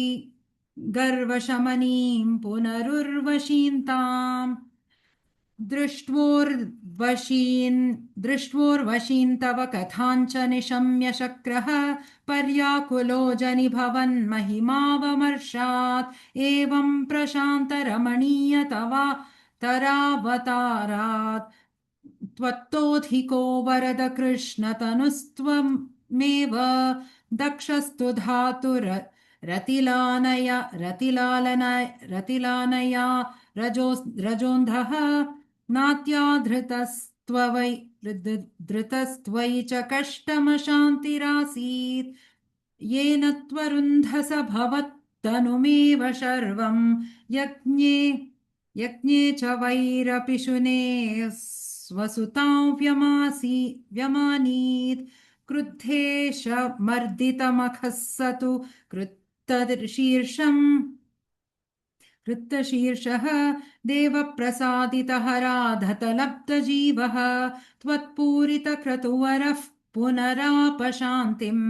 स त्वम् प्रशान्तिकर पाहि मरुत्पुरेश इति श्रीमन्नारायणीये नरनारायणावतारवर्णनम् दक्षयागवर्णनम् चेति षोडशम् दशकम् समाप्तम्। नारायणाखिलगुरो भगवन्नमस्ते। नारायणाखिलगुरो भगवन्नमस्ते। अथ सप्तदशम् दशकम् ध्रुवचरितवर्णनम्। उत्तानपादनृपतेर्मनुनन्दनस्य जाया बभूव सुरुचिर्नितरामभीष्टा। अन्यासु नीरिति अन्यासु नीतिरिति भर्तुरनादृता सा। त्वामेव नित्यमगतिः शरणं गताभूत्। अङ्गे पितुः सुरुचिर्पुत्रकमुत्तमन्तम् दृष्ट्वा ध्रुवः किल सुतोधिरोक्ष्यन्। आचिक्षिपे किल शिशुः सुतरां सुरुच्या। दुष्यन्तजा खलु भवद्विमुखैरसूया। त्वन्मोहिते पितरि पश्यति दारवश्ये। दूरं दुरुक्ति निहतः स गतो निजाम्बाम्। सापि स्वकर्मगति सन्तरणाय पुंसाम्। त्वत्पादमेव शरणं शिशवे शशंस। आकर्ण्यसोऽपि भवदर्चन निश्चितात्मा। मानीन्निरेत्य नगरात् किल पञ्चवर्षः। सन्दृष्ट नारद निवेदित मन्त्र मार्गः। त्वामारराध तपसा मधुकाननान्ते। ताते विषण्ण हृदये नगरीं गतेन श्रीनारदेन परिसान्त्वित चित्तवृत्तौ। बालस्त्वदर्पितमनः क्रमवर्धितेन नित्ये कठोर तपसा किल पञ्चमासान्। तावत् तपोबलनिरुच्छ्वसिते दिगन्ते देवार्थितस्त्व मुदयक्तरुणार्द्रचेताः। त्वद्रूपचित्रसनिलीनमते पुरस्तात्। आविर्बभूविथ विभो गरुडाधिरूढः। त्वद्दर्शन प्रमद भारतिरङ्गितन्तम्। दृग्भ्यान्निमग्नमिव रूपरसायने ते। तुष्टूषमाणमवगम्य कपोलदेशे संस्पृष्टवानसि दरेण तथादरेण। तावत् विबोध विमलं प्रणुवन्तमेनम्।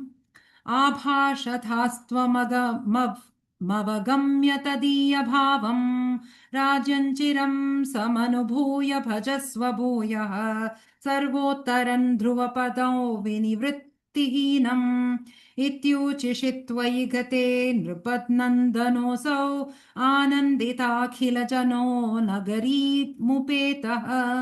रेमे चिरं भवदनुग्रहपूर्णकामः। ताते गते च वनमादृतराज्यभारः। यक्षेण देव निहिते पुनरुत्तमेऽस्मिन्। यक्षैः स युद्धनिरतो विरतो मनुक्त्या। शान्त्या प्रसन्न हृदयाद्धनदादुपेतात्। त्वद्भक्तिमेव सदृढामवृणोन्महात्मा। भवत्पुरुषनीत विमानयातः। मात्रा समन् ध्रुवपदे मुदितो मास्ते। एवं स्वभृत्य जनपालनलोलधीस्त्वं। वातालयधिप निरुन्धि मामयौघान्। इति श्रीमन्नारायणीये ध्रुवचरितवर्णनं नाम सप्तदशं दशकं समाप्तम्। नारायणाखिलगुरो भगवन्नमस्ते। नारायणाखिलगुरो भगवन्नमस्ते। अथ अष्टादशं दशकम् पृथुचरितवर्णनम्। जातस्य ध्रुवकुल एव तुङ्गकीर्ते। अङ्गस्य व्यजनिसुतः सवेन नाम। तद्दोषव्यथितमतिः स राजवर्यः त्वत्पादे निहितमनावनङ्गतोऽभूत् पापोऽपि क्षितितलपालनाय वेनः पौराध्यैरुपनिहितः कठोरवीर्यः सर्वेभ्यो निजबलमेव सम्प्रशंसन् भूचक्रे तव यन्यरुरौत्सीत् सम्प्राप्ते हितकथनाय तापसौखे मत्तोऽन्यो भुवनपर्दित कश्चनेति त्वन्निन्दावचनपरो मुनीश्वरैस्तैः शापाग्नौ शलभदशा मनायिवेनः तन्नाशात् खल जनभिरुकैर्मुनीन्द्रैः तन्मात्रा चिरपरिरक्षिते तदङ्के त्यक्ताघे परिमथितादथोरुदण्डात् दोर्दण्डे परिमथिते त्वमारवास् त्वमाविरासीः विख्यातः पृथुरिति तापसोपदिष्टैः सूताध्यै परिणुत भाविभूरिवीर्यः वेनार्था कबि कबिलितसम्पदन्धात् धरित्रीम् आक्रान्तन्निजधनुषा समामकार्षीः भूयस्तान् निजकुलमुख्यवत्स्ययुक्तैः देवाध्यै समुचितचारुभाजनेषु अन्नादीन्यभि अन्याद् अन्यादीन्यभिलषितानि यानि तानि स्वच्छन्दं सुरभितनु मधुदुहस्त्वम् आत्मानं मुखैस्त्वयि त्रिधामन्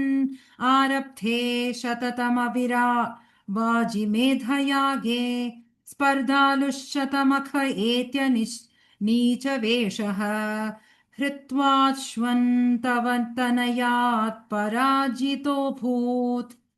देवेन्द्रं महुरिति वाजिनं हरन्तं वह्नौतं मुनिवरमण्डले जुहूषौ रुन्धाने कमलभवे क्रतोः समाप्तौ साक्षात् त्वं मधुरिपुमो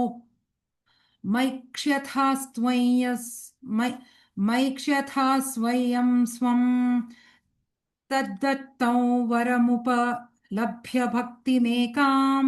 गङ्गान्ते विहितपदः कदापि देव सत्रस्थं मुनिनिवहं हितानि शंसन् ऐक्षिष्ठासनकमुखान् मुनीन पुरस्तात् विज्ञानं सनकमुखोदितं दधानः स्वात्मानं स्वयमगमो वनान्तसेवी तत्तादृक्पृथु वपुरीश सत्वरं मे रोगौघं प्रशमय वातगेहवासिन् इति श्रीमन्नारायणीये पृथुचरितवर्णनं नाम अष्टादशं दशकं समाप्तम् नारायणाखिलगुरो भगवन्नमस्ते नारायणाखिलगुरो भगवन्नमस्ते अथ एकोनविंशं दशकं प्राचेतसकथानुवर्णनम् पृतोस्तु नप्ता पृथुधर्मकर्मठः प्राचीनबर्हिर्युवतौ शतधृतौ प्रचेतसो नाम सुचेसत्सुतान् अजीजनत्वत्करुणाङ्कुरानिव पितुशुश्रूषा निरतस्य शासनात् भवत्तपस्याभिरता दशापि ते पयोनिधिं पश्चिममेत्य तत्तटे सरोवरं सन्ददृशुर्मनोहरं तदा भवत्तीर्यमिदं समागतः भवो भवत्सेवकदर्शनादृतः प्रकाशमासाद्य पुरः प्रचेतसाम् उपादिशद्भक्ततमस्तवस्तवम् स्वतं जपन्तस्तममी जलान्तरे भवन्तमासे विशतायुतं समाः भवत्सुखास्वाद रसादमीष्वियान् बभूव कालो ध्रुववन्न शीघ्रता तपोभिरेषे वर्धिभिः स यज्ञहिंसा निरतोऽपि पावितः पितापि तेषां गृहयातनारद प्रदर्शितात्मा भवदात्मया ययौ कृपाबलेनैव पुरः प्रचेतसां प्रकाशमागाः पत पतगेन्द्रवाहनः विराजिचक्रेदिवरायुधांशुभिः भुजाभिरष्टाभिरुदञ्चित्तद्युतिः प्रचेतसान् तावदया च तामपि त्वमेव भराद्वरानदाः भवद्विचिन्तापि शिवाय देहिनां भवत्वसौ नुतिश्च कामदा अवाप्य कान्तान् तनयां महीरुहां तया रमध्वन् दशलाक्षवत्सरीं सुतोऽस्तु दक्षो ननु तत्क्षणाच्छमां प्रयास्यथेति न्यगदौ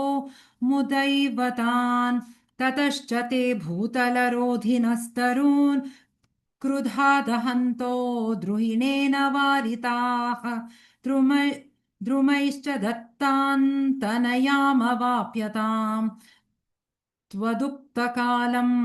सुखिनोभिरेमिरे अवाप्य दक्षं च सुतं कृताध्वराः प्रचेतसो नारदलब्धया धिया अवापुरानन्दपदं तथाविधः त्वामीशवातालयनाथ पाहि माम् इति श्रीमन्नारायणीये प्राचेतसकथानुवर्णनं नाम एकोनविंशं दशकं समाप्तम् नारायणाखिलगुरो भगवन्नमस्ते नारायणाखिलगुरो भगवन्नमस्ते अथ विंशतितमं दशकम् ऋषभयोगीश्वरचरितवर्णनम् प्रियव्रतस्य प्रियपुत्रभूतात् आग्निध्रराजादुदितो हि नाभिः त्वां दृष्टवानिष्टदमिष्टमध्ये तवैव तुष्ट्यै कृतयज्ञकर्मा अभीष्टुतस्तत्र मुनीश्वरैस्त्वं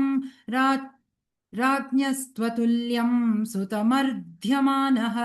स्वयं जनिष्येऽहमिति ब्रुवाणः तिरोदधा बर्हिषि विश्वमूर्ते नाभिप्रियामथ मेरुदेव्यां त्वमंशतो भूर्ऋषभाभिधानः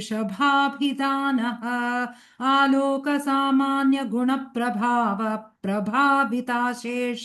जनप्रमोदः त्वयि त्रिलोकी भृतिराज्यभारं निधाय नाभिः सह मेरुदेव्या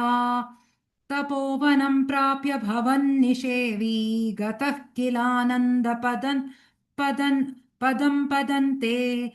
इन्द्रस्त्वदुत्कर्ष कृतादमर्षात् ववर्षनास्मिन्न न जाभवर्षे यदा तदा त्वन्निजयोगशक्त्या स्ववर्षमेन व्यदधास्व सुवर्षम् जितेन्द्रदत्तां कमनीञ्जयन्तीम् अथोद्वहन्ना त्वमर ताशयोऽपि अजीजनस्तत्र शतन्तनूजान् येषां क्षितीशो भरतोऽग्रजान् जन्म न वा भवन् योगिविरा नवान्ये त्वपालयन् भारतवर्षखण्डान् सैकात्वशीतिस्तव शेषपुत्राः तपोबलात् भूसुर भूयमीयुः उक्त्वा सुते उक्ता उक्त्वा सुतेभ्योऽथ मुनीन्द्र मध्ये विरक्तिभक्त्यान्वितमुक्तमार्गम् मुक्तिमार्गम् स्वयं गतः पारमहंस्य वृत्तिम् अधा जडोन्मतपा पिशाचचर्याम् परात्मभूतोऽपि परोपदेशम् कुर्वन् भवान् निरस्यमानः विकारहीनो विचचार कृत्स्नाम् महीमहीनात्मर साभिलीनः शयुव्रतं गोमुख काकचर्यां चिरञ्चरन्नाप्यपरं स्वरूपम् कुटकाचले त्वं तापान्ममापाकुरुवातनाथ इति श्रीमन्नारायणीये ऋषभयोगीश्वर चरितवर्णनं नाम विंशतितमं दशकं समाप्तम् नारायणाखिलगुरो भगवन्नमस्ते नारायणाखिलगुरो भगवन्नमस्ते अथ एकविंशतितमं दशकम् जम्बूद्वीपादिषु भगवदुपासनाप्रकारवर्णनम् मध्योद्भवे भुव इलावृतनाम्नि वर्षे गौरी प्रधानवनिता जनमात्रभाजी शर्वेण मन्त्रनुतिभिः समुपास्यमानम् सङ्कर्षणात्मकमधीश्वर संश्रये त्वाम् भद्राश्वनामक इलावृतपूर्णवर्षे भद्रश्रवोभिर्ऋषिभिः परिणूयमानम् कल्पान्तगूढनिगमोद्धरण प्रवीणम् ध्यायामि देवहयशीर्षतनुं भवन्तम् ध्यायामि दक्षिणगते हरिवर्षवर्षे प्रह्लादमुख्यपुरुषैः परिसेव्यमाणम् उत्तुङ्गशान्तधवलाकृतिमेकशुद्धज्ञानप्रदन् नरहरिम् भगवन् भवन्तम् वर्षे प्रतीचि ललितात्मनि केतुमाले लीला विशेष ललितस्मितशोभनाङ्गम् लक्ष्या प्रजापति सुतैश्च निषेव्यमाणम् तस्याः प्रियाय धृतकामतनुन् भजे त्वाम् रम्ये हृदि खलु रम्यक नाम्नि वर्षे तद्वर्षनाथ मनुवर्य सपर्यमाणम् भक्त्यैकवत्सलममत्सरहृत्सुभान्तम् मत्स्याकृतिम् भुवननाथ भजे भवन्तम् वर्षम् हिरण्यसमाह्वयम् मौत्तराहम् आसीनमद्रिधृतिकर्मठकामठाङ्गम्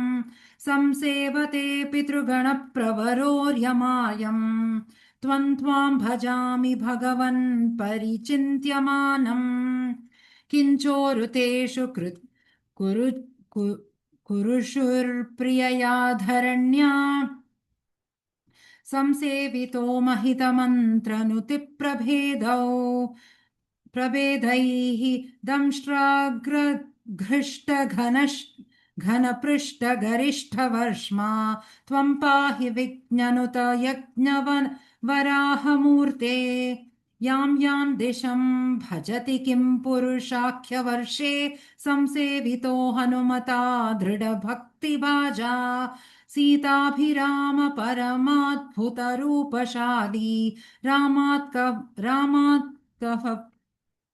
रामात्मकः परिलसन् परिपाहि विष्णो श्रीनारदेन सह भारतखण्डमुख्यैः त्वं साङ्ख्ययोगनुतिभिः समुपास्यमानः आकल्पकालमिह साधुजनाभिरक्षी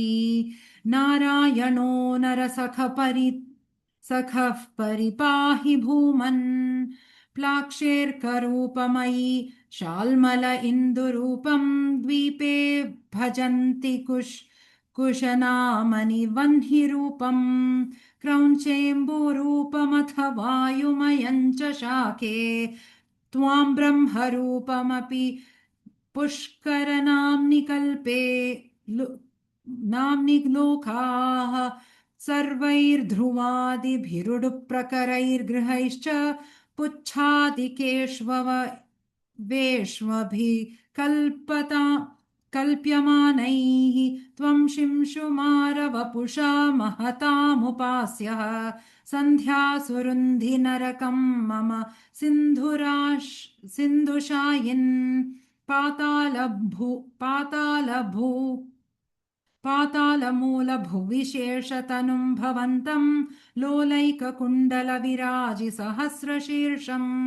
नीलाम्बरन्धृतहलं भुजाङ्गनाभिः जुष्टं भजे हरगदान् गुरुगेहनाथ इति श्रीमन्नारायणीये जम्बूद्वीपादिषु भगवदुपासनावर्णनं नाम एकविंशतितमं दशकं समाप्तम् नारायणाखिलगुरो भगवन्नमस्ते नारायणाखिलगुरो भगवन्नमस्ते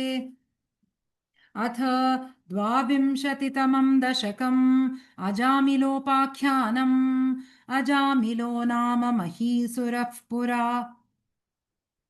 चरन् विभो धर्मपथान् गृहाश्रमी गुरोर्गिराकाननमेत्य दृष्टवान् सुदृष्टशीलाङ्कुलटां मदाकुलां स्वतः प्रशान्ततोऽपि तदा हृताश्यः तदा हृताशयः स्वधर्ममुत्सृज्य तया समारमन् अधर्मकारी दशमी भवन् पुनः दधौ भवन्नामयुते सुते रतिम् समृत्युकाले यमराज किङ्करान् भयङ्करां स्त्रीनभिलक्षयन् धिया पुरामनात् त्वत्स्मृतिवासनाबलात् जुहावनारायणनामकं सुतम् दुराशयस्यापि तदा त्वनिर्गतस्त्वदीयनामाक्षरमात्रवैभवात् पुरोभिपेतुर्भवदीयपार्षदा चतुर्भुजा मनोरमाः अमुञ्च सम्पश्य विकर्षतो भटान् विमुञ्चते त्यारुरुद्धुर्बलादमी निवारितास्ते च भवज्जनैस्तदा तदीयपापन्निखिलन्यवेदयन् भवन्तु पापानि कथन्तु निष्कृते कृतेऽपि भो नमस्ति पण्डिताः न निष्कृतिः किं विदिता भवादृशाम् इति प्रभो त्वत्पुरुषा भभाषिरे श्रुतिस्मृतिभ्या विहिता व्रतादयः पुनन्ति पापन्न लुनन्ति वासनाम् अनन्तसेवा तु निष्कृत्यन्ति त्वतीम् इति प्रभो त्वत्पुरुषा बभाषिरे अनेन भो जन्म सहस्रकोटिभिः कृतेषु पापेष्वभिनिष्कृतिः कृता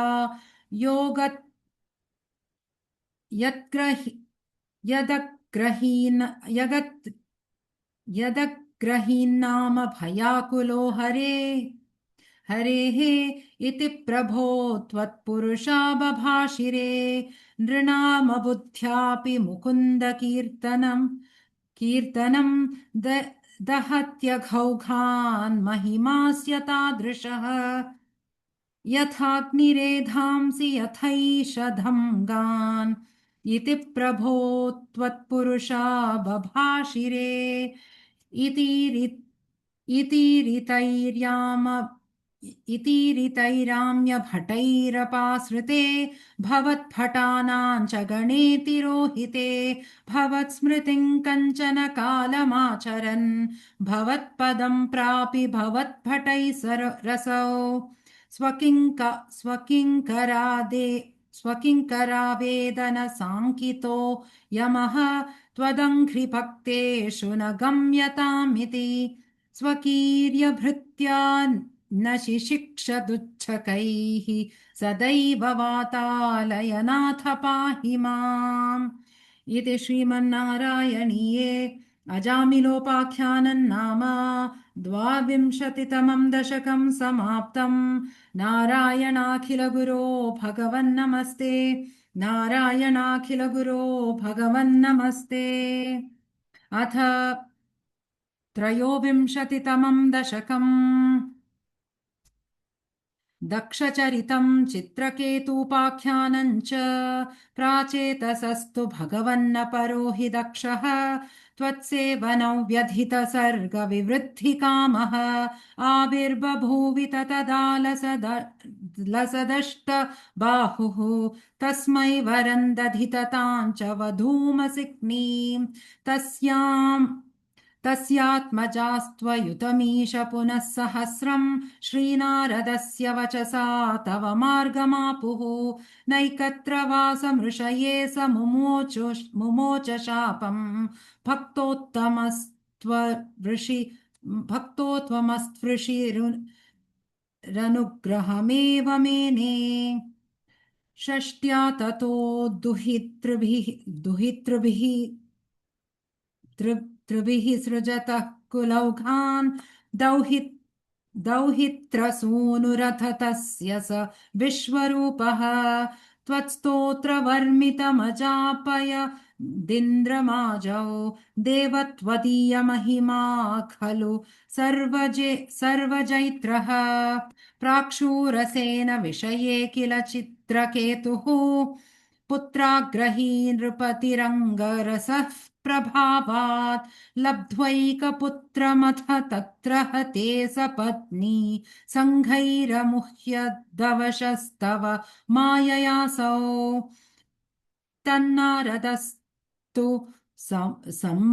तन्नारदस्तु सममिङ्गरः सा दयालुः सम्प्राप्य तावदुपदर्श्य सुतस्य जीवम् कस्यास्मि पुत्र इति तस्य गिरा विमोहम् त्यक्त्वा त्यदर्चनविधौ नृपतिन्ययुङ्क्त स्तोत्रम् च मन्त्रमपि नारदतोत्थ लब्ध्वा तोषाय शेषवपुषो ननु ते तपस्यन् विद्याधराधिपतितां स हि सप्तरात्रे लब्ध्वाप्यकुण्ठमतिरन्वध्वजत् भवन्तम् तस्मै मृणालधवलेन सहस्रशीर्ष्णा रूपेण बद्धनुति सिद्धगणावृतेन प्रादुर्भवन्न चिरतोऽनुतिभिः प्रसन्नः दत्त्वात्म गृह्य तिरोधधात्त त्वद्भक्तमौलिरथ सोऽपि च लक्षलक्षम् वर्षाणि हर्षुलमना भुवनेषु कामम् सङ्गापयन् गुणगणान् तव सुन्दरीभिः सङ्गातिरेकरहितो ललितम् चचार अत्यन्तसङ्गविलयाय भवत्प्रणुन्नः नूनं स प्राप्य गिरिमाप्य महत्समाजे निःशङ्कमङ्ककृतवल्लभमङ्गजारिं तं शङ्करं परिहसन्नु मयाभिषेपे निःसम्भ्रमस्त्वया मयाचितशापमोक्षः वृत्रासुरत्वमुपागम्य सुरेन्द्रयोधी भक्त्यात्मतत्त्वकथनैः समरे विचित्रम् शत्रोरपि भ्रममपास्य गतः पदन्ते त्वत्सेवनेन दितिरिन्द्र वधोद्यतापि तान् प्रत्युतेन्द्र सुहृदो मरुतोऽभिलेभे दुष्टाशयेऽपि शुभदैव भवन्निषेवा तत्तादृशस्त्वमवमां पवनालयेश इति श्रीमन्नारायणीये दक्षचरितम् चित्रकेतूपाख्यानं चेति त्रयोविंशतितमं दशकं समाप्तम् नारायणाखिलगुरो भगवन्नमस्ते नारायणाखिलगुरो भगवन्नमस्ते।